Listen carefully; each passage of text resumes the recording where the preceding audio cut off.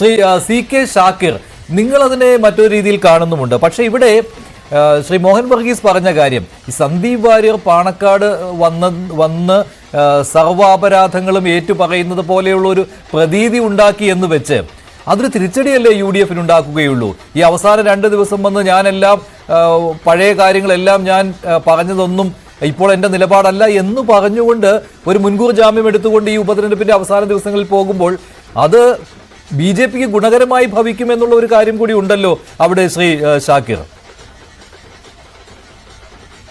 നിങ്ങളൊരു കാര്യം ശ്രദ്ധിക്കുക, നേരത്തെ പറഞ്ഞതുപോലെ ഈ മുഖ്യമന്ത്രി പിണറായി വിജയൻ ഇപ്പോ ഏവരാലും ബഹുമാനിക്കുന്ന പാണക്കാട് ശിഹാബ്ദങ്ങളെ കുറിച്ച് ഇത്ര മോശമായി പരാമർശം നടത്താൻ ഇടയായിട്ട് തന്നെ നേരത്തെ തന്നെ സന്ദീപ് വാര്യർ UDF വരുന്നതിന് മുമ്പ് തന്നെ വലിയ മെജോറിറ്റി UDF പാലക്കാട് ഉപതെരഞ്ഞെടുപ്പിലുണ്ട് എന്ന് വസ്തുതയാണ്.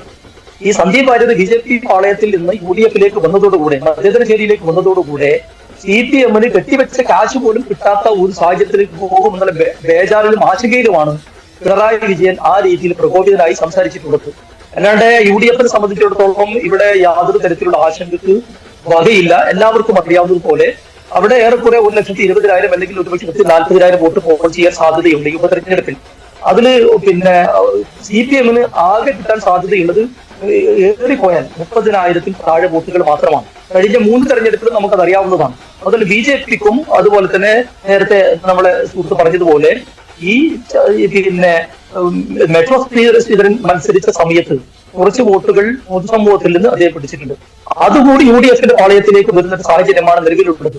അതുകൊണ്ട് തന്നെ വലിയ മാർജിനിൽ രാഹുൽ മാങ്കൂട്ടത്തിൽ ഈ ഉപതെരഞ്ഞെടുപ്പിൽ പാലക്കാട് നിന്ന് വിജയിക്കും. അത് കേരളത്തിലെ പിണറായി വിജയൻ ഗവൺമെന്റിനെതിരെയുള്ള വിലയിരുത്തലാണ്, വിധിയെഴുത്താണ്. അതുപോലെ തന്നെ നരേന്ദ്രമോദിക്കെതിരെയുള്ള വിധിയെഴുത്താണ്. നമുക്കറിയാം പാലക്കാട് മണ്ഡലത്തിൽ കർഷകർ കൂടുതലുള്ള സ്ഥലമാണ്. ഇന്നലെ കർഷകർ രാഷ്ട്രീയം നോക്കാതെ കേരള സർക്കാരുകൾക്കെതിരെ സമരം നടത്തി നമ്മൾ കണ്ടതാണ്. അതുകൊണ്ട് എല്ലാ സകല മേഖലയും നമ്മൾ പരിശോധിച്ചാലും UDF അനുകൂലമായ ഒരു സാഹചര്യമാണ് ഇവിടെ നിലവിലുള്ളത്. ഇവിടെ നേരത്തെ അദ്ദേഹം പറഞ്ഞത് ഈ സാമുദായിക സമവാക്യങ്ങൾ തെരഞ്ഞെടുപ്പിൽ 100% പ്രതിഫലിക്കും എന്നുള്ളത് വസ്തുതാവിരുദ്ധമാണ്. ആളുകൾ രാഷ്ട്രീയ പ്രബുദ്ധരാണ്. പ്രത്യേകിച്ച് പാലക്കാട് മണ്ഡലത്തിലെ 2016, 2021, 2024 തെരഞ്ഞെടുപ്പിൽ നമുക്ക് പരിശോധിച്ചാൽ മറ്റ് മണ്ഡലങ്ങൾ പോലെയല്ല. അവിടെ പാർട്ടികൾക്കുണ്ടായിട്ടുള്ള വോട്ട് വ്യത്യാസം എന്ന് പറയുന്നത് വളരെ നേർത്തതാണ്. ചെറിയ വ്യത്യാസം മാത്രമേ ഉള്ളൂ. മറ്റ് 19 പാർലമെന്റ് മണ്ഡലത്തിലും വലിയ വ്യത്യാസം ഉണ്ടായപ്പോ ഈ പാലക്കാട് നിയമസഭാ മണ്ഡലത്തിൽ ഈ 3 തെരഞ്ഞെടുപ്പുകളിലും വലിയ വ്യത്യാസം പാർട്ടികൾക്ക് ഉണ്ടായിട്ടില്ല. CPM സംബന്ധിച്ചിടത്തോളം 38, 36, 32 അങ്ങനെ കുറഞ്ഞു വന്നു. അതുപോലെ തന്നെ കോൺഗ്രസിനെ സംബന്ധിച്ചിടത്തോളം 2000 വോട്ടിന്റെ വ്യത്യാസം അങ്ങോട്ടും ഇങ്ങോട്ടും വന്നു. ശ്രീധരൻ മത്സരിച്ച സമയത്ത് മാത്രം BJPക്ക് അല്പം വർധനമുണ്ടായി. ബാക്കിയെല്ലാം ഒരു 15-20% വോട്ട് ഒഴിച്ച് ബാക്കിയെല്ലാം രാഷ്ട്രീയ വോട്ടുകളാണ്. ആ 20%വും അതിനപ്പുറം CPM ഈ സരിനെ സ്ഥാനാർത്ഥിയാക്കിയതിൽ ഇഷ്ടപ്പെടാത്ത CPM ആളുകൾ, അതുപോലെ തന്നെ ഈ കൃഷ്ണകുമാർ സ്ഥാനാർത്ഥിയായതിൽ താല്പര്യമില്ലാത്ത BJP ആളുകൾ, ഇവരൊക്കെ കോൺഗ്രസിന് UDF അനുകൂലമായി വോട്ട് ചെയ്യാൻ നിൽക്കുന്ന ഒരു സാഹചര്യത്തിൽ ഓരോ അട്ടിമറിക്കും അവിടെ സാധ്യതയില്ല. വലിയ ഭൂരിപക്ഷത്തിന് രാഹുൽ മാങ്കൂട്ടത്തിൽ ഇത്തവണ 23-ാം തീയതി കേരള നിയമസഭയിലേക്ക് തെരഞ്ഞെടുക്കപ്പെടും. അതിൽ പ്രകോപിതനായിട്ടാണ് പിണറായി വിജയൻ അസ്വസ്ഥത കാണിച്ചതാണ് പാണക്കാട് തങ്ങൾക്കെതിരെ വിമർശനം. പക്ഷേ പാണക്കാട് തങ്ങൾ വിമർശനത്തിന് അതീതനല്ലല്ലോ. മതപണ്ഡിതൻ എന്ന രീതിയിലല്ല പാണക്കാട് തങ്ങളെ വിമർശിച്ചത് എന്ന് CPM നേതാക്കൾ പറയുന്നുണ്ട്. പിന്നെ വിമർശിച്ചതോ ഒരു രാഷ്ട്രീയ നേതാവ് എന്ന രീതിയിലാണ്. രാഷ്ട്രീയ നേതാക്കൾ വിമർശനത്തിന് അതീതരല്ല. അല്ല, നിങ്ങൾ മനസ്സിലാക്കേണ്ടത് പിണറായി വിജയൻ പറഞ്ഞ വാക്കുകൾ നിങ്ങൾ സൂക്ഷിക്കണം. അത് ജമാഅത്ത് ഇസ്ലാമിയുമായി കൂട്ടിക്കെട്ടുകയാണ്. ഞങ്ങളെ സംബന്ധിച്ചിടത്തോളം ജമാഅത്ത് ഇസ്ലാമി കൂടുതൽ കാലവും പിണറായി വിജയന്റെ കൂടെയായിരുന്നു. അത് 96 മുതലുള്ള തെരഞ്ഞെടുപ്പിൽ പരസ്യമായി LDF-നും CPM-നും പിന്തുണ പ്രഖ്യാപിച്ചവരാണ് ഈ ജമാഅത്ത് ഇസ്ലാമി. മാത്രവുമല്ല ജമാഅത്ത് ഇസ്ലാമിയുടെ ഹിറാ സെന്ററിൽ CPM-കാർ കയറി നിരങ്ങുന്നത് നമുക്കറിയാവുന്നതാണ്.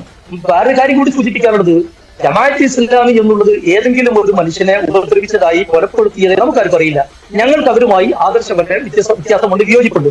പക്ഷെ തെരഞ്ഞെടുപ്പുകളിൽ അവർ ന്യായവും അന്യായവും നീതിയും നോക്കി, രാഷ്ട്രീയ സാഹചര്യം നോക്കി പലർക്കും UDF-നും LDF-നും ഒക്കെ അനുകൂലമായി പറയാറുണ്ട്.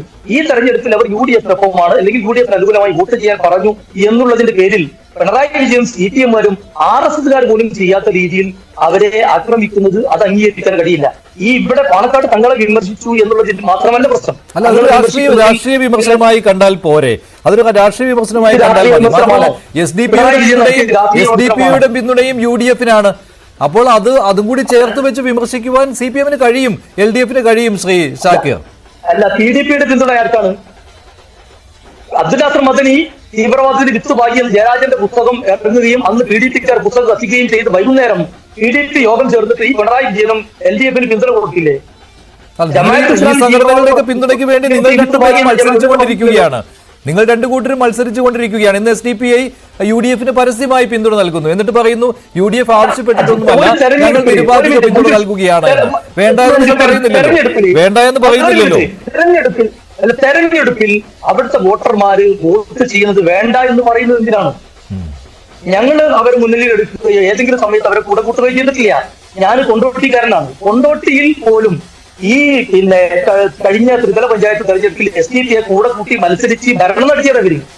ഞങ്ങൾ ഒരു സ്ഥലത്തും ഈ കേരളത്തിൽ SDPI-യുമായി ഒരു ബന്ധവും ഉണ്ടാക്കിയിട്ടില്ല. ഇപ്പോഴും പത്തനംതിട്ടയിൽ ഉൾപ്പെടെ CPM SDPI കൂടെ ഭരിക്കുന്നില്ലേ? അതെന്തിനാണ് ഇവര് മറച്ചു വെക്കുന്നത്?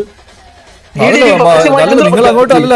CPM ചെയ്യുമ്പോൾ അത് പ്രശ്നമാണ്, പക്ഷെ നിങ്ങൾ ചെയ്യുമ്പോൾ അത് കുഴപ്പമില്ല എന്ന രീതിയിലാണ്. പിന്തുണ വേണ്ട എന്ന് നിങ്ങൾ പറയുന്നുമില്ല.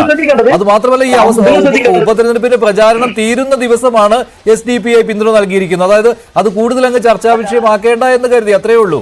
അപ്പോൾ UDF-ഉമായുള്ള ഒരു ഡീൽ തന്നെയാണല്ലോ അവിടെ നടന്നത്. ഇവിടെ PDP ഇടതുപക്ഷത്തിന് പിന്തുണ കൊടുത്തത് നിങ്ങൾ കണ്ടിട്ടില്ലേ? ഉണ്ട്. അവര് ആണ്. അന്ന് CPM-ന്റെ നേതാവ് ജയരാജൻ അവരെ കുറിച്ച് കേരളത്തിൽ ഇസ്ലാമിക തീവ്രവാദത്തിന് വിത്ത് ഭാഗ്യത് അബ്ദുൽ നാസർ മദനിയാണെന്ന് പറഞ്ഞ ആ ദിവസമാണ് ഈ PDP-ക്കാർ ജയരാജന്റെ പുസ്തകം കത്തിച്ച വൈകുന്നേരം തന്നെ ഇവര് പോയി ഇടതുപക്ഷ ജനാധിപത്യ മുന്നണിക്ക് പിന്തുണ പ്രഖ്യാപിക്കുന്നു. എന്താ നിങ്ങളത് കാണാത്തത്? ഒറ്റപ്പാലം തെരഞ്ഞെടുപ്പിൽ പഴയ കാലത്ത്, ഗുരുവായൂർ തെരഞ്ഞെടുപ്പിൽ, നായനാർ തലശ്ശേരിയിൽ മത്സരിച്ച ഉപതെരഞ്ഞെടുപ്പിൽ ഇതിനൊക്കെ PDP പിന്തുണ വാങ്ങിയത് ഇവരല്ലേ? ഗുരുവായൂർ തെരഞ്ഞെടുപ്പിൽ ഒക്കെ ഇടതുപക്ഷ ജനാധിപത്യ മുന്നണിയല്ലേ? ഞങ്ങൾ ഒരു കാലത്തും ഇത്തരം ഒരു കക്ഷികളുമായി ഒരു ബന്ധവും ഉണ്ടായിട്ടില്ല. പിന്നെ തെരഞ്ഞെടുപ്പിൽ ആളുകൾ സാഹചര്യത്തിനനുസരിച്ച് വോട്ട് ചെയ്യും. അങ്ങനെ പൗരന്മാർ വോട്ട് ചെയ്യുമ്പോൾ അത് വേണ്ട എന്ന് പറയുന്ന